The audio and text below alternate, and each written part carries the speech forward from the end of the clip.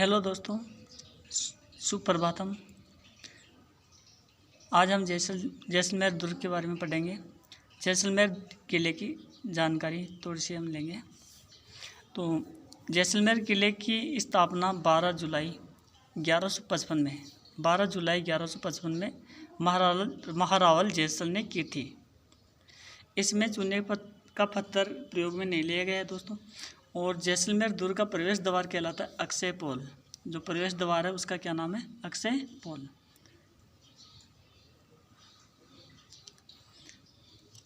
अक्षय पोल, सूरज पोल और गणेश पोल तथा हवा पोल, इस प्रकार इसमें टोटल 1 2 3 4 दुर्ग है।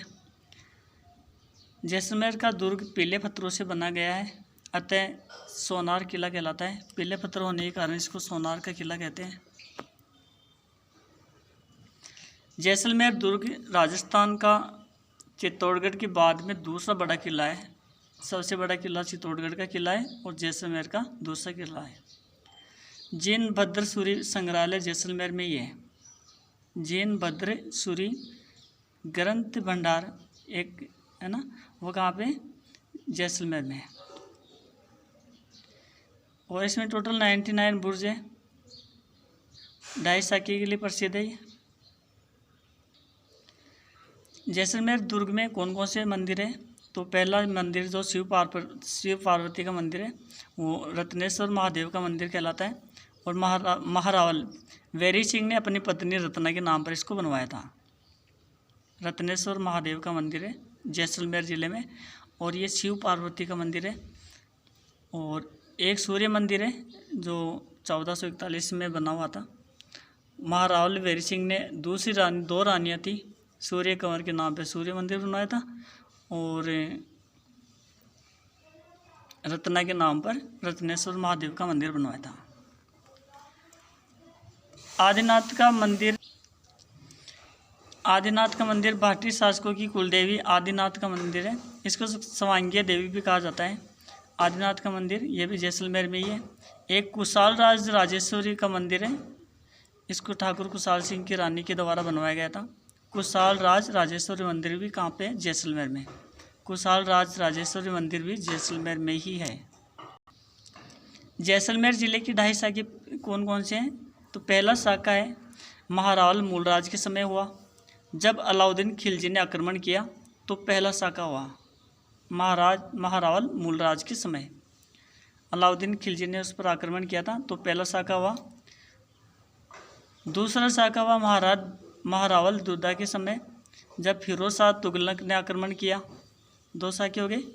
ये तो मूलराज के समय जब अलाउद्दीन खिलजी ने आक्रमण किया, और दूसरा शाखा हुआ महारावल दुर्दा के समय और जब फिरोज शाह तुगलक ने आक्रमण किया था। और तीसरा शाखा आधा शाखा हुआ था, वो हुआ था कंधार का जो शासक था अमीर अली, उसने विश्वासघात किया और महारावल, जिसके कारण महारावल लूणकरण को वीरगति प्राप्त हुई, लेकिन रानियों के द्वारा जौहर नहीं हुआ, इसलिए इसको आधा शाखा कहा गया है। तो राजा ये लूणकरण ने महारावल के समय ये 2.5 शाखा हुआ था, आधा शाखा हुआ था, तीसरा शाखा था। और इसमें विश्वासघात किसने किया था? अमीर अली ने किया था। ये आपको याद रखना है। और ये भी याद रखना है ये लूणकरण था महारावल उसके समय हुआ था, लेकिन आधा शाखा हुआ था, रानियों के द्वारा इसमें जौहर नहीं हो पाया था। एक बार फिर से देखें तो पहला शाखा मूलराज के समय हुआ जब अलाउद्दीन खिलजी ने हमला किया। दूसरा शाखा महारावल दुर्दा के काल में हुआ, फिरोज शाह तुगलक ने हमला किया था।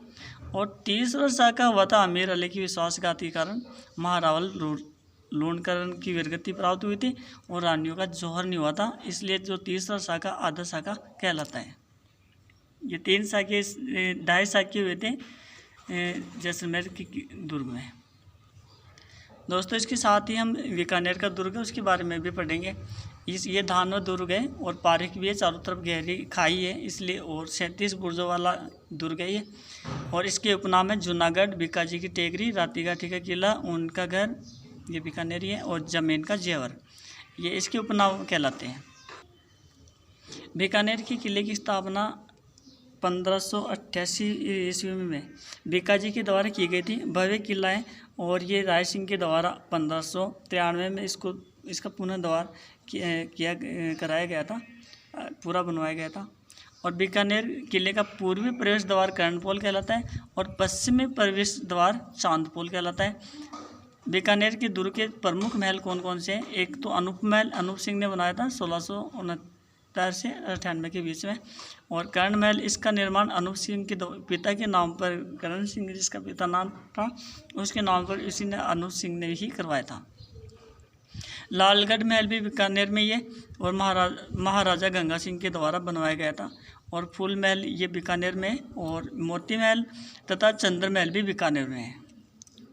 अनूप महल, कर्ण महल, लालगढ़ महल और फूल महल, मोती महल और चंद्र महल, ठीक है, अनूप महल, ये सब बीकानेर के हैं दोस्तों।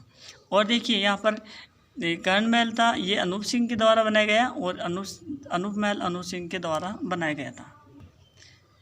और दोस्तों इसमें दो बात और याद रखनी है आपको।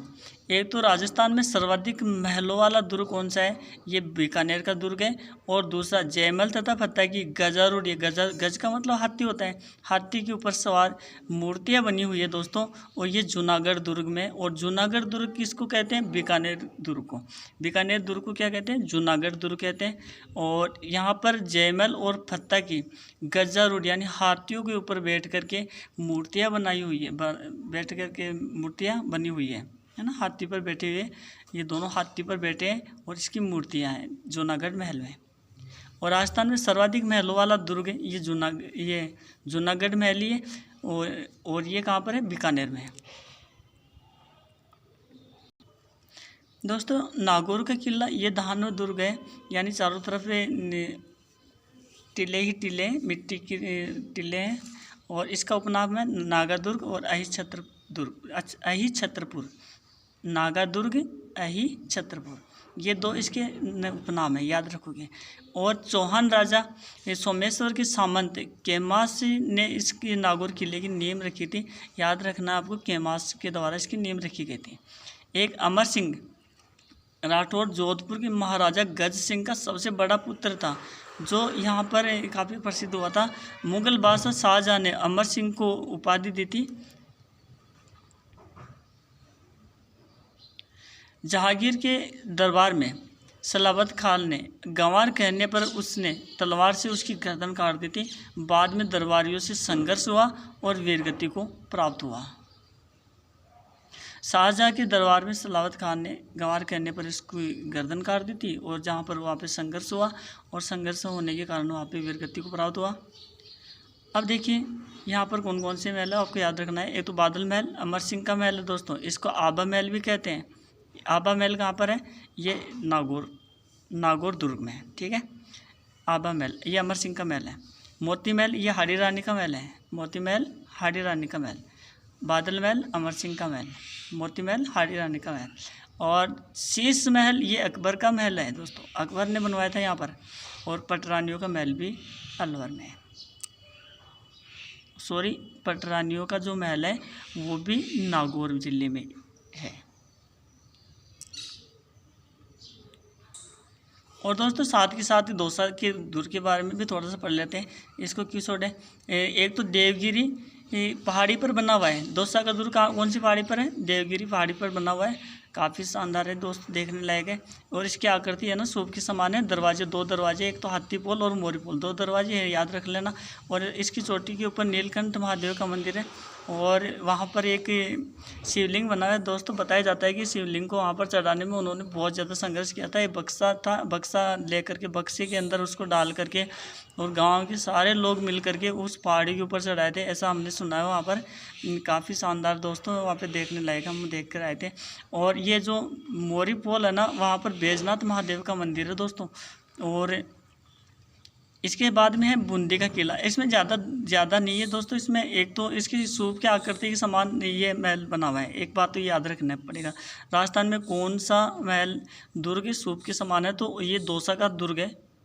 दूसरा इसमें यह याद रखना पड़ेगा आपको कि देवगिरी नामक पहाड़ी पर बना हुआ है, दो पोल है इसमें। और ये नीलकंठ महादेव दोस्तों ये दौसा में ही है, ये भी काफ़ी अच्छा है। ये 2-3-4 क्वेश्चन बनता है। और ये गिर ये पहाड़ी पर बना हुआ है, तो सीधी सी बात है कि गिर दुर्ग है ना।